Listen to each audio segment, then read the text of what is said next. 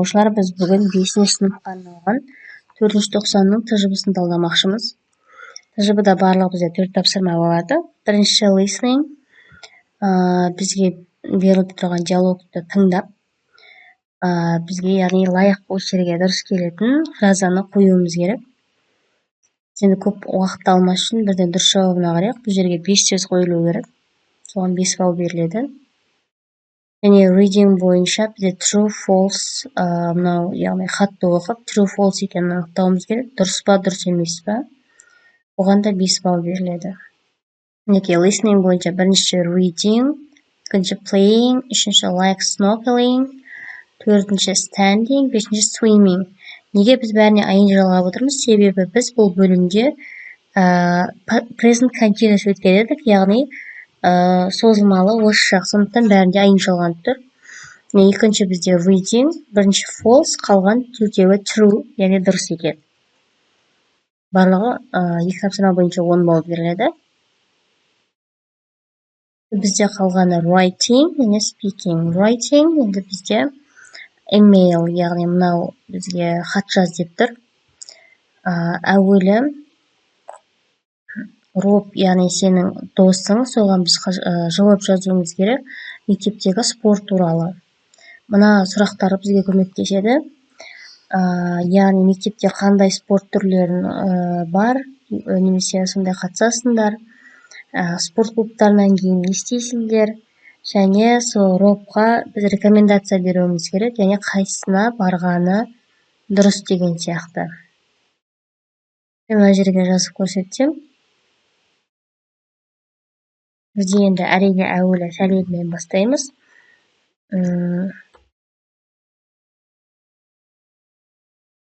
Hello,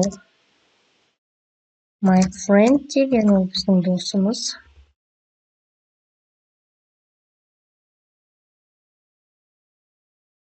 And Rob.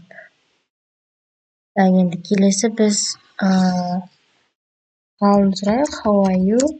Енді біз не үшін жазып отырғанымызды міндетті түрде жазуымыз керек. Сондықтан I am writing, және біз сендер бұл жақты өттіңдер. For яғни айту үшін I'm writing for telling you about, және бізге берілген тапсырманы алыватырмыз. Sports in my school. Мектептегі спорт туралы айтқым келеді, мінекей. Одан кейін тағы бір абзац кетеді. Енді мектеп туралы қысқаша айтсақ, my school is gymnasium, мысалға. Number 266. Іште нөмір, е. 266-шы, мысалы, гимназияда десек.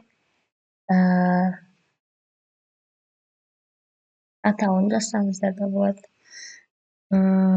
Девра. Енді қандай спорт айналысамыз, соларды жазайық. Волейбол, футбол, and tennis, sport. Clubs there.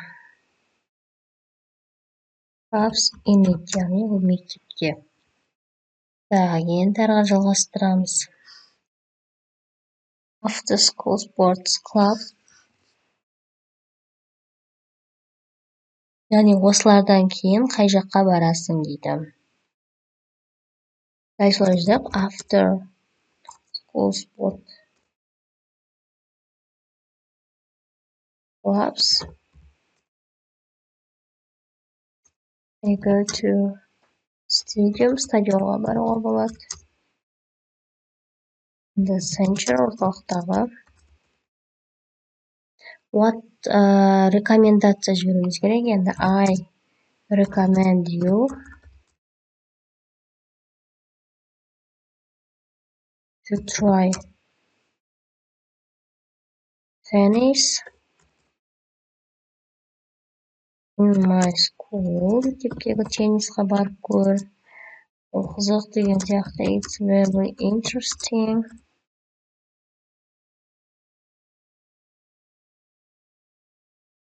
Сосын біз әдетте соңында сенен жауап күтемін деген сияқты, иә. I wait your reply. Дейміз да, соңында енді өзіміздің атымыз кетеді. Мысалға Том деген. Неге қысқаша жазып болдық. Енді бізде speaking. Бұғанда 5 бал келеді екен. Енді speaking бойынша Майктың мейрамы немесе демалысы туралы суреттерге қара. Және де сол ақпарат алу үшін біз 3 сұрақ қоюымыз керек. Мыналарды қолдансақ болады. Және осыларды қолданып ол не істеп жатыр деген сұрақ қоюымыз керек, яғни.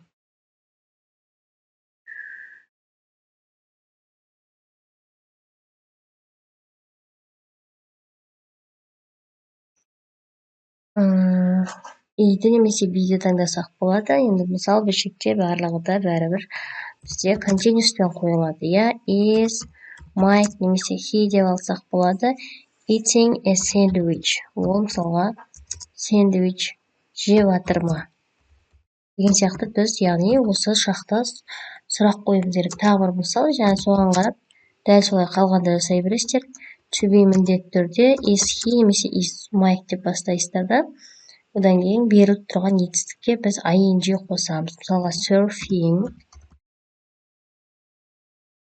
Оның, яғни осы демалысында немесе фотода in the picture, фотода сөйтіп жатыр ма? Серфинг жасап жатыр ма? Я, жоқ дейді. Мінекей, осылай барлығы 4 тапсырмада 5 балдан, барлығы 20 бал. Тағы сұрақтар болса, комментарийға жазып, және маған лайк басуды, каналға тіркелуді ұмытпаңдар. Okay, goodbye, good luck to you. Сәттілік сендерге оқушылар, сау болыңдар.